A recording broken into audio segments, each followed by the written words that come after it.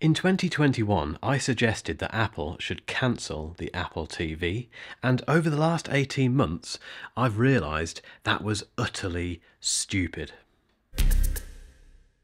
About 18 months ago, we decided to get rid of Sky at home. If you're not from the UK, Sky is basically our satellite TV network, and it is astronomically expensive. And what we decided to do was get rid of Sky completely and put an Apple TV 4K in its place. And this was for two reasons. The first one was because of that cost of Sky, which was just ridiculous. And the second reason was I wanted to put my money where my mouth was, because a little while before, I had taken to the internet to say Apple should get rid of the Apple TV completely, and I was met, quite rightly, with a barrage of people saying, no, we love it, we use it all the time, it's got a massive audience, you're an idiot. As it turns out, they were right, because over the last 18 months, I've discovered 10 things about the Apple TV 4K, which make it an absolute no-brainer. And if you're thinking of switching from Sky to the Apple TV 4K, or from your own country's version of Sky to the Apple TV 4K, this is the video to watch.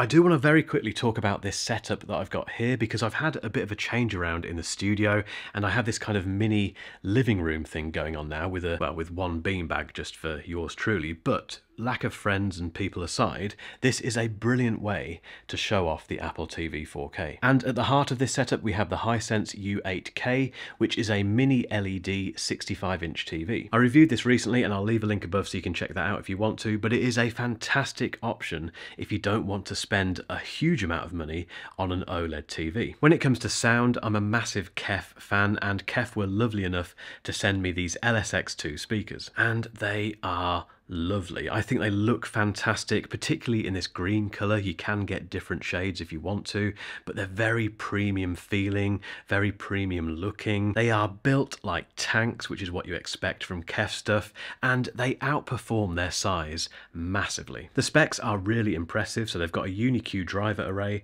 with a 49Hz to 47kHz frequency range. They've got Class D amps with a maximum output of 102 dB, and I cannot demonstrate this on this video, obviously, but they go so loud for their size, and they do not distort. They've got inputs for HDMI ARC, Toslink, USB-C, Ethernet and analog, but they are basically Bluetooth speakers. And that means you can very easily connect your phone to them, or your tablet, or in this case your TV, but they're also compatible with AirPlay 2, Chromecast, Spotify and more for direct streaming. So no cables apart from power cables, beautiful sound, beautiful looks. I love Kef stuff. The only other thing I've added to this setup is an Xbox Series X, which is just down there somewhere, and yeah, at some point I'll start playing that. But let's get on to these 10 things that I've learned about the Apple TV 4K.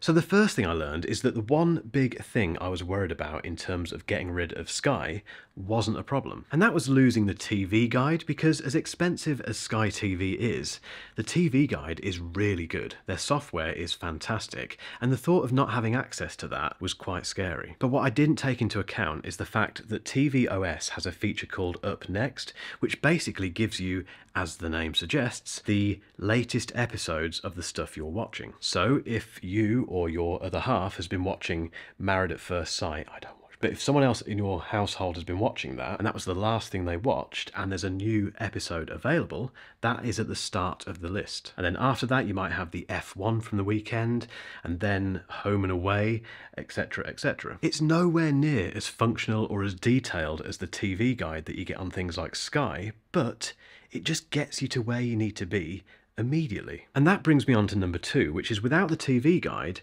you don't channel hop, which sometimes is a bit of fun. You know, you sit there and just kind of while away an hour or two just hopping through the channels, but is that productive? You see, channel hopping on the Apple TV is quite difficult, to be honest, because to do it, you have to go into each individual app. So you have to go into the BBC app, and then into the ITV app, into Channel 4. You get the idea. You have to go into each one, go into their TV listings. It just takes forever. But what's interesting is that I haven't missed channel hopping at all. In fact, it's made my life better. And as for discovering new stuff, well, that's why you have a WhatsApp family group. Number 3 is the picture quality, and this is really straightforward. Just buy yourself an Apple TV 4K, get a 4K TV with Dolby Vision support, connect them together, and, well, enjoy. Number 4 is the lack of fiddling on Apple's behalf, and what I mean by that is that tvOS hasn't been massively updated for years. I know we can poke fun at Apple for not advancing things like iOS much when you compare them against Android and that sort of stuff, and that is a bit annoying, I completely agree. There are certain things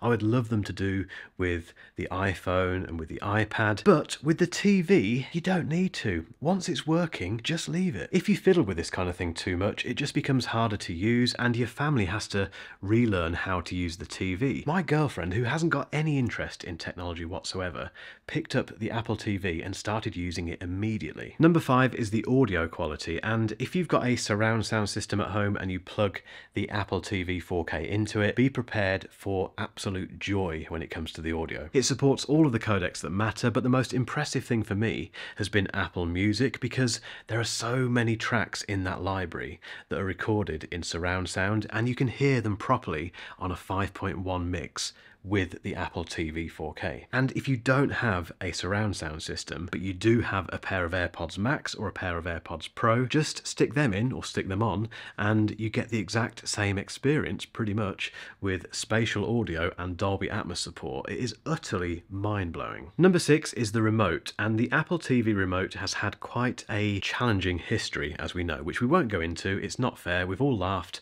at the ridiculous version before this, but this one is damn near perfect. The buttons are fantastic, it's got USB-C charging, it's just the right size, and since tvOS 17, you can find it with your iPhone. I only found out about this recently thanks to my podcast co-host Rob, but basically if you go into the control center on your iPhone, go into the Apple TV app from that screen, and then choose your Apple TV from the drop-down, you can choose to find your lost remote. And trust me, if you've got kids, these go missing all the time. Number 7 is the screensavers, and I do need to apologise to Mother Nature and our energy bill for this, but we do tend to leave the TV on more often than not because, well, just look at them. And if you weren't aware, Apple has commissioned these amazing drone shots of cities and landscapes and the Earth from space, and it's just, they are just mesmerising. And fun fact, if you've been enjoying the macOS Sonoma screensavers like that one over there, they're on the Apple TV 4K as well. Number 8 is something that I've kind of alluded to already, and that is the fact that the Apple TV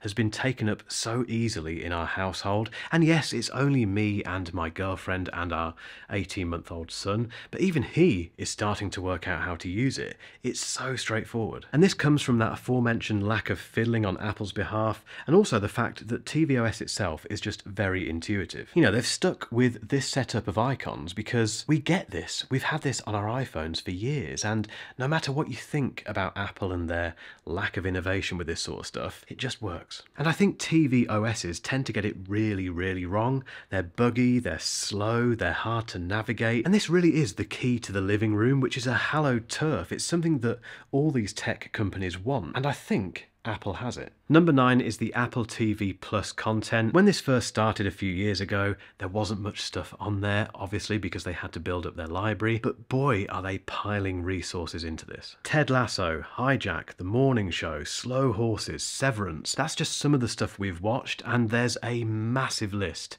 to chew through now. I remember thinking when Apple TV Plus launched, I think 4 years ago, I remember just sitting there thinking, they're not going to compete with Netflix in any way, shape or form. That library is way too big, there's too much good stuff on there, but they've pumped so much investment into this that the best actors, the best directors, the best producers, they're all flocking towards the Apple TV Plus content. Number 10 is the fact that I'm welded to the Apple ecosystem, which I talk about quite a lot in these videos, and that is mainly because I can copy and paste stuff between my Mac and my iPhone. However, when it comes to the Apple TV, there are some fantastic ecosystem tie-ins. The first one is the aforementioned compatibility with the AirPods Pro and AirPods Max. If you haven't tried that yet, you are missing out. But also I can access my photos library on there very easily. I can access all of my music library on there. And if I want to, I can very easily share content from my iPad or my iPhone to the Apple TV. Now, I haven't tried out the FaceTime stuff yet, but again, that's another example of where the Apple ecosystem